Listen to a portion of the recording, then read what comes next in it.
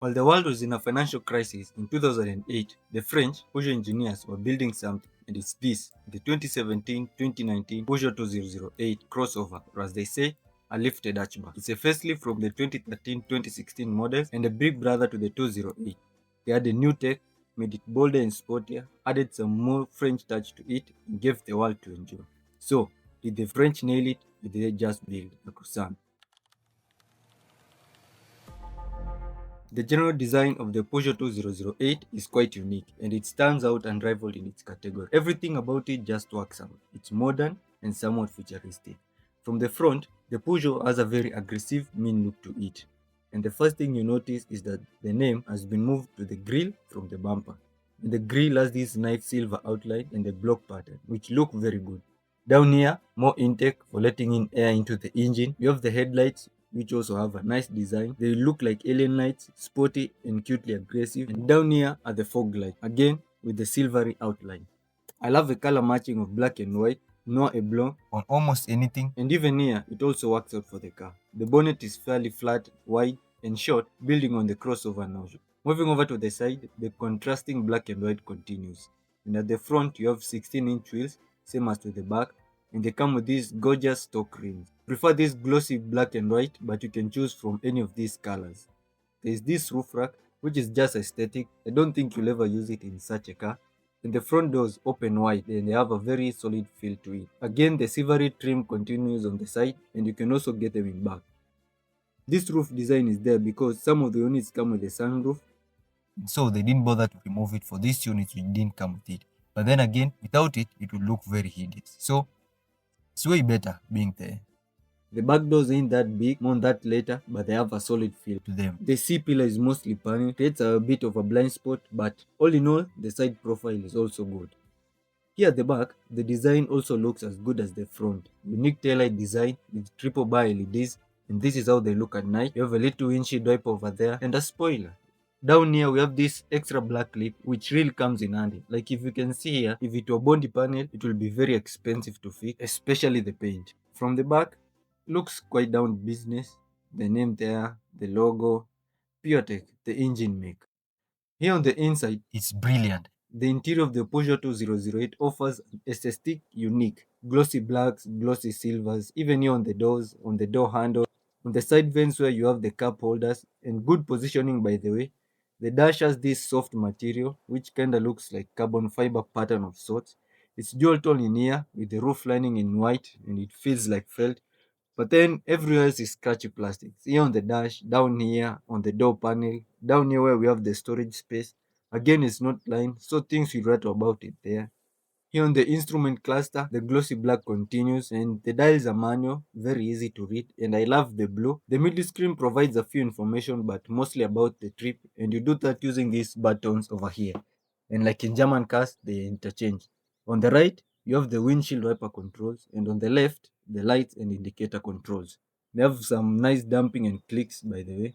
And below here is the cruise control lever. More on that later. And on the right side of the steering, you have these shortcut buttons: Eco Mode, Stability Control, Charge Lock, a small storage space, and the headlight adjustments. The steering wheel is small, which may amaze some people, and the shape is also unique, but it's changed. It's French. You have the Peugeot logo and this silvery plastic with the name embroidered. And the steering has two buttons for calls and two swivels for scrolling through media, which you rarely use because it's easier to operate from the screen. And you get a lot of adjustment, which you do manually.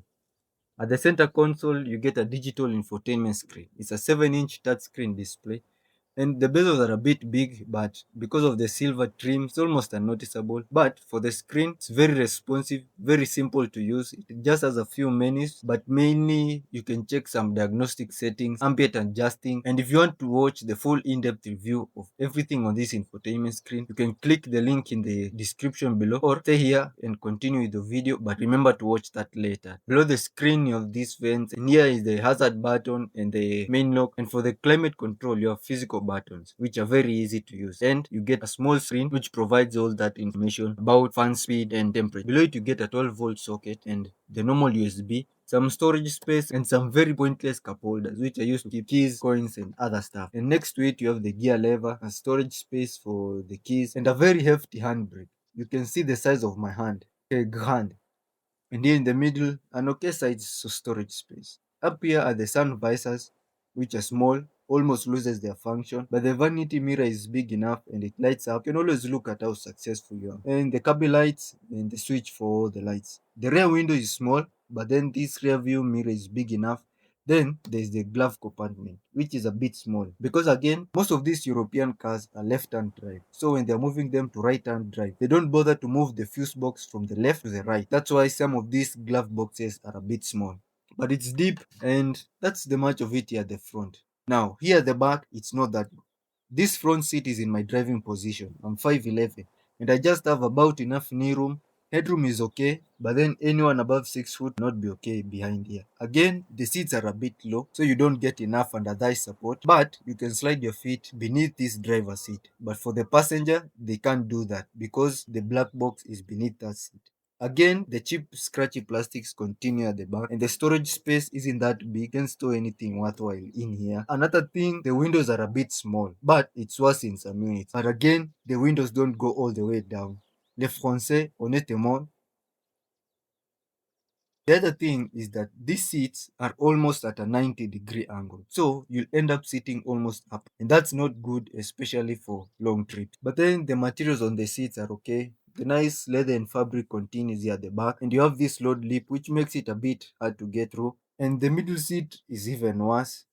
But then kids will just be okay behind here. You get a 12-volt socket here at the back and this pocket behind the front seat. And you also get hooks for hangers for your jackets. And the other thing is that when you have these rear seats folded, let's say when you're packing things in and you have these rear seats folded, the seat belts tend to get stuck. So every time you have to come around and pull them out. But that's the much of it here at the back.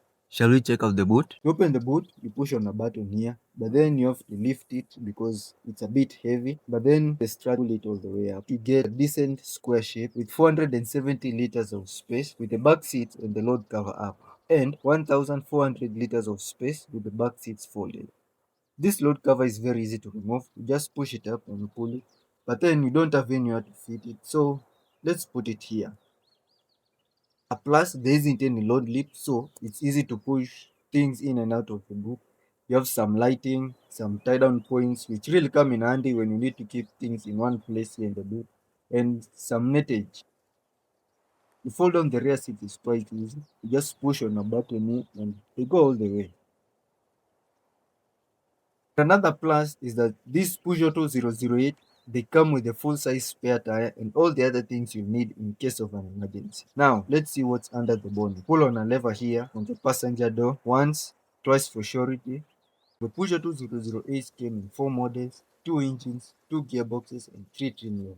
First is the Active, which came in a 1.5 liter or a 1.6 liter Blue HDI diesel or turbo diesel engine mated to a 5-speed manual, driving the front wheel, producing 75 to 85 horsepower and 185 newton meters of torque. Secondly is the Allure model, which is this, which came with a 1.2 liter 3-cylinder pure turbocharged petrol engine, driving the front wheels, mated to a 6-speed automatic transmission and producing 110 horsepower and 205 newton meters. Thirdly is the GT line, which has a more sporty interior but with the same engine and same transmission as the Allure, but with more horsepower, 130 horsepower, and more torque, 325 newton meters. But what's the story on the road?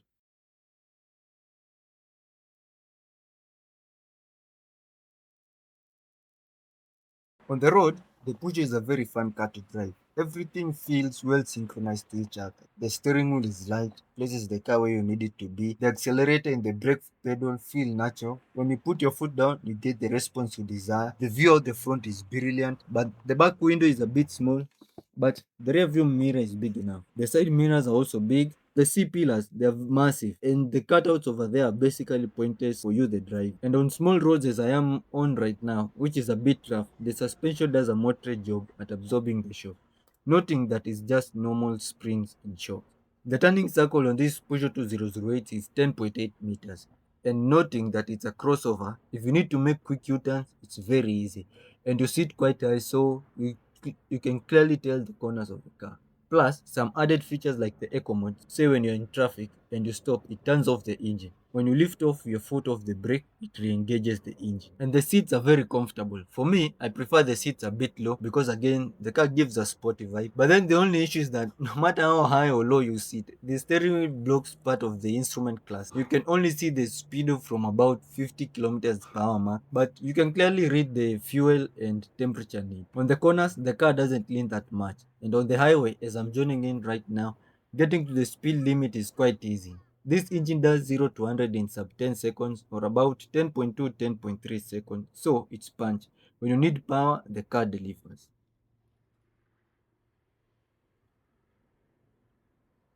You don't get a lot of wind noise from these windows, just a bit of road noise, but then with the music on, you won't hear none of it. And for me, I personally think that the Peugeot 2008 is a very symmetrical car.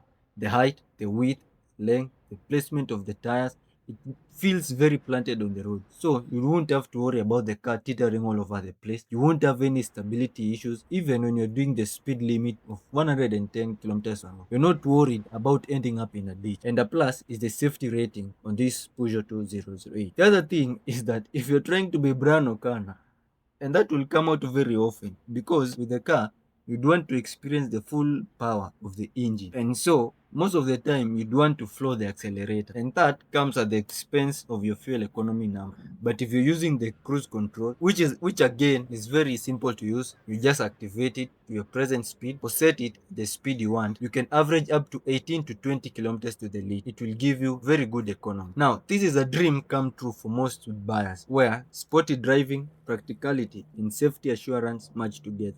But here are some few issues that you should consider before buying this Peugeot 008. Most of these Peugeots end up with an engine oil consumption surge as they draw near the 100,000 kilometer mark, among other faults which will necessitate a full engine overhaul and a bit of fixing and replacing, which will cost upwards of 100,000 Kenya shillings over. If you break something such as these headlights and you need to fix them, it will either be too costly if you decide to go new, or it will take weeks up to months if you decide to buy ex Japan. Only top spec models come with added features such as a 360-degree camera and a rear reversing camera, but for this you only get parking sensors. When you need to refuel, to release the cap, you just press on it and it pops. But then you need to open the fuel filler cap with the car. So every time you are the petty, you either have to get out or give the key to the attendant to do it. And because this frame rises quite high, you need to lift your feet categorically in order to get out, squeeze through this narrow space, and while you are at it, you still have to be careful because on a rainy day, you'll scuff your feet on this slip and you'll have mud and dust all over your trousers. But it's not all bad. Here are some winning points for this Peugeot 2008. The Peugeot 2008 has a 5-star uncapped safety rating for crashes, and it comes with 6 airbags in the rare case of an accident. When doing long journeys, the cruise control will really come in handy. As you can see, I'm doing 60 kilometers per hour and I'm averaging up to 30 kilometers to the liter. This will really come in handy when maxing out your fuel economy. All the doors hold at 2 stages, so when packing things in solo, it's a bit easy. So, what is my final verdict? Considering the low running cost and good aesthetics that come with the car and owning the car, but high maintenance and repair costs, I will say consider buying this car only if you're going for the later models, the 2019 to 2025. The main rivals are the BMW X2, the Suzuki S-Cross, the Honda Vezel, Honda CHR, Honda BHR, Mazda CX-3, Mitsubishi RVR, and the Nissan Juke in that descending order. Thank you for watching. Remember to subscribe if you haven't yet. Turn on the notification bell so you don't miss the next review. Like, comment, and share with your friends. I'm Nigel, and this is Car-natomy.